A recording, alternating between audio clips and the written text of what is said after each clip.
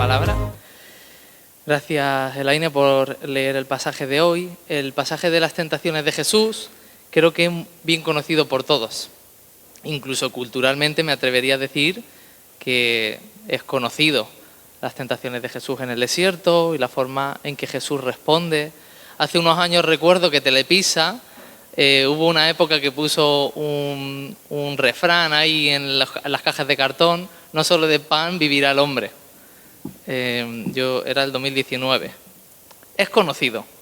Sin embargo, desde el punto de vista teológico, las tentaciones de Jesús es uno de los pasajes bíblicos con más misterio y más encristados que pueden estudiar los teólogos. Y hoy vamos a ir viendo poco a poco por qué este misterio y esta complejidad. En cualquier caso, lo que vamos a hacer ustedes y yo en esta tarde es tratar el tema que está de fondo a lo largo de todas las tentaciones de Jesús, que es el problema o es el tema de la identidad. La identidad. De hecho, el texto lo vamos a abordar en 4 bloques diferentes. El primero es la identidad, el segundo es la tentación. El tercero y cuarto son la prueba y la victoria, pero el tercero y cuarto no va a dar tiempo a verlo hoy. Solo va a dar tiempo a ver los primeros versículos. Otro día veremos el resto del pasaje. En este primer día vamos a enfocar nuestra conversación en el desierto, en todo lo que lleva a Jesús a ir al desierto y en toda la estética y la teología que rodea este camino por el desierto que tiene que andar Jesús. La identidad es una pertenencia importante. El ser humano necesita saber quién es y cuál es su cometido en este mundo. Las civilizaciones antiguas luchaban por su identidad, luchaban unas a otras por establecerse en un territorio y adquirir identidad como pueblo. El mismo pueblo hebreo tiene que entrar en esa lucha, tiene que luchar contra los cananeos, los hititas, los amorreos, los jebuseos, para conquistar el territorio de Canaán y comenzar a ser una nación con territorio. Antiguamente la identidad estaba asociada a las pertenencias. Y sin irnos tan lejos, actualmente hay personas que están dispuestas a morir por tener una identidad. Hay personas que están dispuestas a cruzar un mar, o cruzar un muro, o cruzar fronteras, porque su nombre esté inscrito en un papel diciendo que tiene una nacionalidad y que por tanto es alguien, tiene una identidad y tiene un valor como persona. La identidad es algo costoso hoy en día. Hay a personas que les cuesta la vida. De igual forma, en nuestro mundo occidental, la identidad se mueve en otros ámbitos y el conflicto de la identidad es adquirir una identidad personalizada. La identidad basada en el género, la identidad basada en la sexualidad. Sin embargo, si miramos siglos atrás, en lo que ha estado definida la identidad occidental ha sido en el trabajo. Hay personas que no saben hablar de quiénes son sin decir a qué se dedican. El trabajo es un punto fuerte de la identidad occidental. En definitiva, todos estamos luchando por definir nuestra identidad y saber quiénes somos. Hay diferentes visiones de ver la identidad. Decía el famoso teólogo y filósofo Søren Kierkegaard, en su libro La enfermedad mental, él dice: el corazón humano, en su estado natural, tratará por todos los medios de construir su identidad alrededor de algo que no sea Dios. De hecho, nuestra herencia viene de los filósofos racionalistas del siglo XVI, del siglo XVII, como Spinoza, como Descartes, que establecen ese cogito ergo sum. Pienso, luego existo. Es decir, la identidad se basa en el yo y en mi intelecto y en lo que puedo conocer a través de mi mente, y desconfío de todo lo que está fuera. Todo engaño en la filosofía moderna viene de fuera. Sin embargo, Kierkegaard, siguiendo con su argumento, dice, desde la perspectiva cristiana, el ser está ligado a creer, está ligado a la fe. Desde el cristianismo, nuestro ser, nuestra identidad está ligada a la fe. Lo vemos en varias ocasiones, pero por comentar una que vemos en Juan 15:5, Jesús les dice a los discípulos: yo soy la vid, vosotros los pámpanos. Sin mí nada podéis hacer. Tenemos que pertenecer por fe a Dios. Si no, no podemos conseguir nada. Luego le dirá a los dos ciegos en Mateo 9:29: conforme a vuestra fe será hecho. Entonces la fe es lo que viene a hacernos alguien, y la fe es lo que viene a hacer un hecho, es lo que viene a construir algo. Sin ponerme tan filosófico, hay otro punto curioso de la identidad, y es que para definir la identidad necesito a los demás. ¿Lo habéis pensado alguna vez? Si estuvieses solo en el mundo, no serías nadie, porque no tendrías con quién ejercer tu identidad. Y la palabra es, que vamos a usar de aquí hasta el final del mensaje, es ejercer la identidad, no es demostrar la identidad. La identidad cristiana se ejerce, no se demuestra. Necesitas a los demás para ejercitarla, para ejercerla. Mejor que ejercitarla, para ejercerla, no para demostrarla. El otro punto de vista es el existencialista. Por ejemplo, conoceréis la famosa frase de Sartre: el infierno son los otros. ¿Os suena? Él, esta frase la acuña en una obra de teatro que se llama Puerta Cerrada. Él define este infierno son los otros en la perspectiva de la identidad. Mi identidad depende de los demás, del ojo acusador del otro, de quién diga el otro que soy yo. Y entonces para Sartre era un infierno, porque es un infierno. Si tuviéramos que basar quiénes somos constantemente en qué mirada tienen los demás de nosotros o qué dicen los demás de nosotros, sería un auténtico infierno, ¿no? La identidad cristiana, por lo contrario, se ejerce. Jesús lo explicó muy bien a sus discípulos en Juan 13:35, cuando están cenando en la última cena. Jesús, como sabéis, se arrodilla, se pone a lavarle los pies a los discípulos y les dice: en esto conocerán todos que sois mis discípulos, si tuviereis amor los unos por los otros. Tener una identidad implica el ejercicio de la misma. Soy hijo de Dios, he sido adoptado por Dios y por tanto amo a mi prójimo y le sirvo. No es una demostración. El ser viene antes que el hacer algo. No es amo a los demás para poder ser hijo de Dios, sino que como soy hijo de Dios, amo a los demás. Esto lo explicaría también muy bien el apóstol Juan en su carta a la iglesia de Asia Menor, primera de Juan, capítulo 3, versículo 10. En esto se distinguen los hijos de Dios de los hijos del diablo. Todo aquel que no hace justicia y que no ama a su hermano no es de Dios. De hecho, hoy que vamos a hablar de Satanás, la palabra en hebreo de Satanás viene de ha-satán, que quiere decir el que acusa. O sea, si tu identidad se basa en acusar o en enjuiciar al otro, estás más cerca de la identidad de Satanás que de la identidad del Hijo de Dios. El Hijo de Dios ama y por tanto sirve a su hermano y ama la justicia. Después también Juan dirá: si alguien afirma yo amo a Dios pero odia a su hermano, es un mentiroso. Pues el que no ama a su hermano, a quien ha visto, no puede amar a Dios a quien no ha visto. Soy hijo de Dios y entonces amo a mi prójimo. Tener una identidad implica el ejercicio de la misma hacia los que me rodean. Hasta aquí bien, ¿no, familia? Un ejemplo aún más puro y claro de las propiedades de la identidad cristiana lo encontramos en el seno de la naturaleza de Dios, en la creación. Si vamos a Génesis, encontramos a un Dios trino. Génesis 1, capítulo 1, versículos del 1 al 3. En Génesis vemos a este Dios trino que nunca ha estado solo. Esto es una cualidad importantísima del Dios trino, porque si Dios es amor, nunca ha podido estar solo. Y dice Génesis 1, del versículo 1 al 3, en el principio creó Dios los cielos y la tierra estaba desordenada y vacía, y las tinieblas estaban sobre la faz del abismo.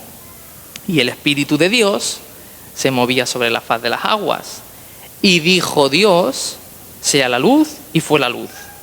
Luego Juan, cuando escribe el Evangelio, lo vuelve a rememorar. En el principio era la palabra, y la palabra era con Dios, y la palabra era Dios. Ella era en el principio con Dios. En la creación actúan de forma activa las tres personas: Padre, Hijo, Espíritu Santo. Es decir, en la eternidad, antes de que ninguna cosa fuera hecha, Padre, Hijo y Espíritu se amaban y se glorificaban el uno al otro. Como dice C.S. Lewis, como en una perfecta danza de amor, ambos, esas tres personas, se relacionaban. Una danza. Padre, Hijo y Espíritu se confirmaban el uno al otro su propia identidad. El teólogo Cornelius Plantinga lo describe mejor que yo. Él escribe: las tres personas de la Trinidad se exaltan la una a la otra. Cada uno alberga al otro en el centro de su ser. Cada uno abraza, envuelve y confirma la identidad de las otras dos. Qué imagen tan bella y precisa de lo que es la identidad en el seno de Dios, ¿verdad? Me gustaría que esa imagen, esa especie de danza, la guardes en tu mente por un momento, la dejes ahí, porque va a venir de nuevo nuestro texto, va a ser necesaria. Precisamente esa imagen de la identidad, del Dios Trino, es muy importante en las tentaciones de Jesús en el desierto. Vayamos justo al texto que precede a las tentaciones de Jesús. En Mateo, el capítulo 3, el versículo 16 al 17, ¿qué ocurre antes de que Jesús vaya al desierto? Ocurre el bautismo de Jesús. Allí nos narra Mateo: Jesús, después de que fue bautizado, subió del agua y aquí los cielos le fueron abiertos y vio al Espíritu de Dios que descendía como paloma y venía sobre él. Y hubo una voz de los cielos que decía: este es mi Hijo amado, en quien tengo complacencia. En esta escena, en el bautismo de Jesús, volvemos a ver la misma escena, la misma imagen gráfica que hay en la creación. Las tres personas de la Trinidad se relacionan una a la otra y confirman su identidad la una a la otra. El Padre abre los cielos con su voz, el poder del Espíritu desciende sobre Jesús y Jesús recibe confirmación de cuál es su identidad. Tú eres mi Hijo amado, en ti tengo complacencia. Así que la identidad de Cristo está atada a las palabras del Padre. Lo más sorprendente de todo esto, y lo más revelador para nosotros, es que esas tres personas de la Trinidad han irrumpido en nuestra realidad. Cuando tú y yo hemos conocido a Dios, cuando hemos sido adoptados por Dios, Dios nos trata de la misma forma filial que a su Hijo. Tú también formas parte entonces de esa relación, de esa danza que desde la eternidad se ha estado relacionando. Como lo explica el apóstol Pablo en Romanos 8, versículos 16 y 17, el Espíritu mismo da testimonio a nuestro espíritu de que somos hijos de Dios. Y si hijos, también herederos. Herederos de Dios y coherederos con Cristo, si es que padecemos justamente con Él, para que juntamente con Él seamos glorificados. Esto es maravilloso. Pablo nos está diciendo esto mismo. La Trinidad ha venido a vuestra realidad para confirmar vuestra identidad como hijos. Y las tres personas de la Trinidad se relacionan con cada uno de nosotros cuando recibimos el Espíritu de Dios. ¿Por qué este concepto de la identidad es tan importante para el viaje y ayuno de Jesús en el desierto? Y también para nosotros en nuestro viaje de la vida. Porque, como vamos a ver entre hoy y el próximo día, todas las tentaciones de Satanás en el desierto van a ir directamente a atacar la identidad de Jesús como Hijo de Dios. Todas las tentaciones atacan la identidad de Jesús como Hijo de Dios. Tú que has conocido a Cristo, tú que has sido llamado Hijo de Dios, constantemente vas a ser atacado por Satanás para que dudes de tu identidad como hijo amado de Dios. Por eso, atender a la forma en que Cristo va a proceder, va a actuar en el desierto, la forma en que confronta a Satanás, la forma en que ataca a Satanás, atender a eso es necesario para tu día a día, para tu carrera de la fe cristiana. En este primer bloque de la identidad hemos acordado, creo, entre todos, que la identidad con la que Jesús aborda el viaje en el desierto es como hijo de Dios amado, y que tú y yo somos también llamados hijos de Dios, y por tanto, tanto Jesús como nosotros ahora vamos a ser tentados, atacados por Satanás, para que dudemos de nuestra identidad de hijos. Hasta aquí el bloque de la identidad. Ahora pasamos al bloque de la tentación. Versículo 1 y 2 de nuestro capítulo 4 de Mateo. Entonces Jesús fue llevado por el Espíritu al desierto para ser tentado por el diablo, y después de haber ayunado 40 días y 40 noches, tuvo hambre. En este punto, en estos dos versículos, hay dos detalles muy importantes. Vamos a verlo por partes. En el versículo 1 primero, es el Espíritu quien lleva a Jesús hasta el desierto. Y luego allí es el diablo quien le tienta. Y en el versículo 2 vemos esa mención de que Jesús ayunó 40 días y 40 noches antes de tener hambre. ¿Qué está tratando de comunicar Mateo al lector de este texto? Mateo quiere que el lector rememore todas las tentaciones y sucesos que vivió el pueblo de Israel en el desierto. Mateo quiere rememorar con las tentaciones de Jesús en el desierto las tentaciones que vivió el pueblo de Israel en el desierto después del Éxodo. El autor quiere mostrarnos varios paralelismos. Primero, los 40 días de Jesús en el desierto ayunando quieren evocar a los 40 años de Israel en el tránsito a través del desierto. Esos 40 años que pasaron teniendo pruebas y necesidades. Esos 40 días de ayuno en el desierto, además, quieren mostrarnos a un Jesús que es mayor que los profetas. Estos 40 días quieren evocar al ayuno que experimentó Elías antes de llegar al monte Oreb. Elías, como sabéis, ayunó hasta llegar al monte Oreb. Había un ángel que a veces le alimentaba, y cuando llegó al monte Oreb estaba lo suficientemente preparado como para percibir la presencia de Dios en la brisa. También Moisés, Mateo quiere evocar a Moisés, porque como líder tuvo que subir al monte Oreb también y ayunar 40 días hasta que Dios le dio las tablas de la ley.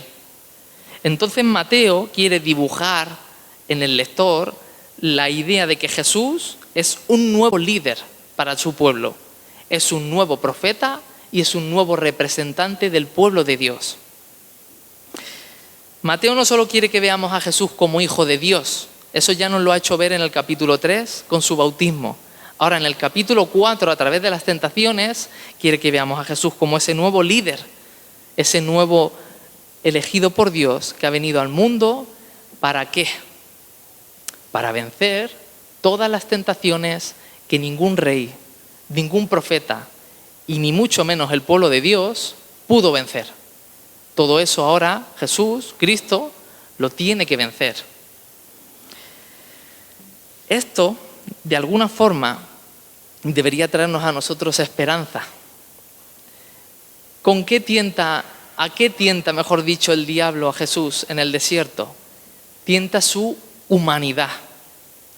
Hay un concepto teológico que se llama la unión hipostática, que es que Jesús, en el mismo ser, hay un 100% divino de él y un 100% humano. Satanás tentó en todo momento la humanidad de Jesús. Y por tanto, hoy tú y yo deberíamos saber que Dios, que Cristo, comprende nuestra humanidad en toda su plenitud, porque Él tuvo que sufrir durante el desierto y, como veremos el próximo día, a lo largo de todo el ministerio, tuvo que sufrir las tentaciones constantes y los ataques constantes a su humanidad. Y como escribe el autor de Hebreos en capítulo 2, versículo 18, en cuanto Él mismo, Cristo, padeció siendo tentado, es poderoso para socorrer a los que son tentados. Dios puede socorrerte cuando seas tentado día a día, cuando dudes de que eres hijo de Dios, amado, y constantemente vas a tener ese ataque o esa lucha de decirte a mí mismo, no soy suficientemente digno para ser hijo de Dios, o Dios no me acepta tal y como soy, o cosas que ataquen nuestra identidad como hijos amados. Otro detalle que vemos en el versículo 1, para finalizar este bloque acerca de la tentación, es esa mención que vemos que hace Mateo acerca de que el Espíritu es quien lleva a Jesús al desierto. Quiere este versículo también recordar al momento en que Dios lleva al pueblo de Dios al desierto. Eso lo encontramos en Deuteronomio capítulo 8, versículo 2. Dice el autor de Deuteronomio: recuerda que durante 40 años el Señor tu Dios te llevó por todo el camino del desierto para humillarte y ponerte a prueba. Así llegaría a conocer lo que había en tu corazón y vería si cumplirías o no sus mandamientos. Ciertamente, al igual que con el pueblo de Israel, es el Espíritu quien lleva a Jesús al desierto. ¿Esto crea alguna clase de conflicto en ti?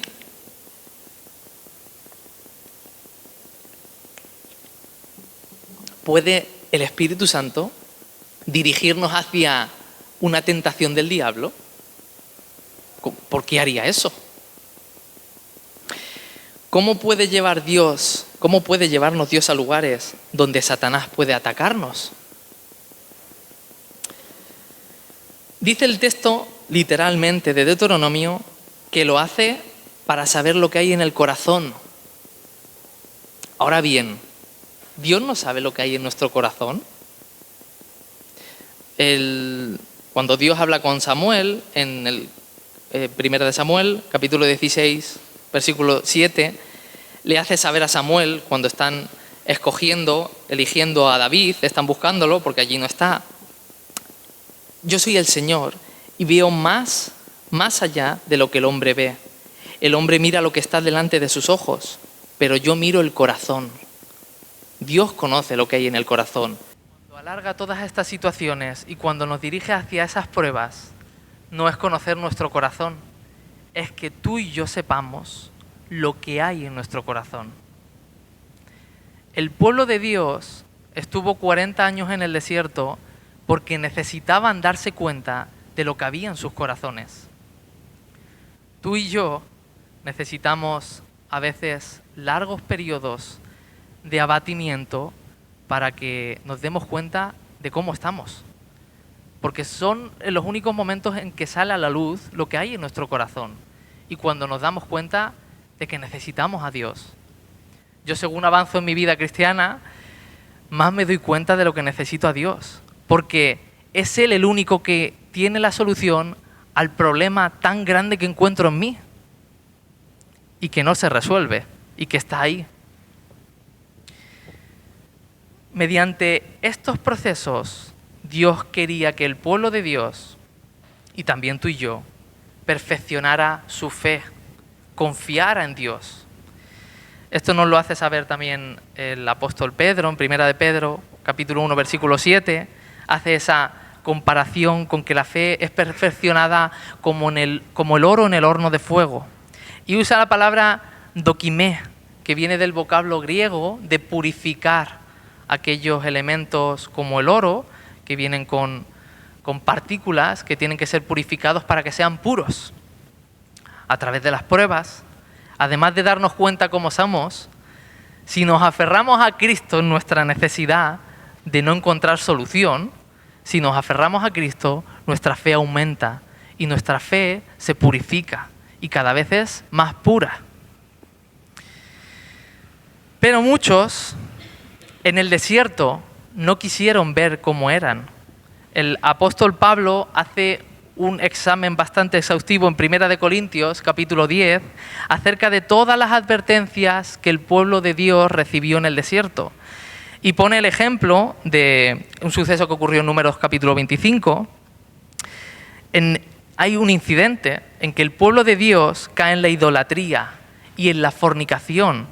Y cae además con adorar a Baal Peor, a un dios ajeno, a postrarse delante de él. Y dice el apóstol Pablo que ese día, y también el autor de Números, ese día perecieron 24.000 personas. 24.000 hombres perecieron ese día porque no quisieron verse en el espejo del desierto. No quisieron darse cuenta cómo eran y continuaron detrás de ídolos que acabaron con sus vidas. Esto es muy serio.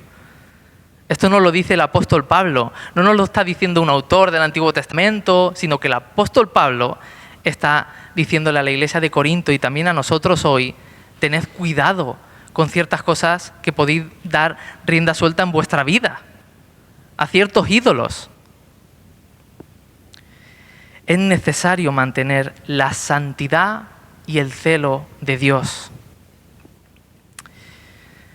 Y ya el apóstol Pablo en 1 Corintios capítulo 10, el colofón de ese capítulo es en el capítulo 10, versículos 12 y 13, viene a decirnos Pablo: el que piense estar firme, mire que no caiga. No os ha sobrevenido ninguna tentación que no sea humana, pero fiel es Dios, que no os dejará ser tentados más de lo que podéis resistir, sino que dará también juntamente con la tentación la salida, para que podáis soportar. El apóstol Pablo enfatiza también esa esperanza de que tenemos. Esa esperanza que tenemos que antes mencionábamos. Dios conoce perfectamente nuestra humanidad, sabe hasta qué punto podemos soportar y siempre contribuye con una salida para no caer en las mentiras diabólicas. Concluyendo, Dios dio a Cristo y a nosotros, gracias a la obra de Cristo, nos dio una identidad como hijos de Dios. Una identidad que continuamente va a ser atacada por el diablo. Y en el camino de la vida, en el lugar donde te ha puesto Dios, vivirás muchos momentos de dificultad donde tenemos que estar firmes, como el apóstol Pablo dice en Efesios capítulo 6. Y aunque lo trataremos más el próximo día, hay una idea que me gustaría que te llevaras, y es que Cristo fue capaz de soportar las tentaciones no por ningún evento sobrenatural, ni ningún milagro sobrenatural. La resistencia de Dios, la resistencia de Cristo en el desierto se basó en la obediencia. Cuando Satanás tentó la humanidad de Cristo, Cristo fue capaz de vencer a Satanás mediante la obediencia. Y sabemos que de alguna forma Dios no nos ha dejado a la deriva en medio de esta impetuosa, a veces, vida que viene con corrientes de aguas amargas. Y me gustaría terminar con un extracto de Deuteronomio, que trataremos más el próximo día con las tentaciones de Jesús. Dice el autor de Deuteronomio en capítulo 1, versículos 29, 30 y 31: no se asusten ni tengan miedo. El Señor su Dios marcha enfrente y peleará por ustedes, como vieron que lo hizo en Egipto y en el desierto. Por todo el camino que han recorrido hasta llegar a este lugar, ustedes han visto cómo el Señor su Dios los ha guiado, cómo lo hace como un padre con su hijo. Voy a orar. Padre, te damos gracias por este día, por estar aquí juntos, por poder meditar en tu palabra. Gracias por la enseñanza que nos dejas, por el aprendizaje de todo lo que vivió el pueblo de Dios a lo largo del Éxodo, todas las tentaciones que tuvieron que soportar, por el ejemplo también de todos aquellos que perecieron, y gracias sobre todo por Cristo, porque Él llevó el estandarte de la humanidad, fue capaz de vencer a Satanás y rescatarnos de nuestra debilidad. En Él tenemos victoria. Ayúdanos a aferrarnos a Él cada día, a no dejarnos engañar por las mentiras diabólicas y a permanecer aferrados a ti. En el nombre de Jesús, amén.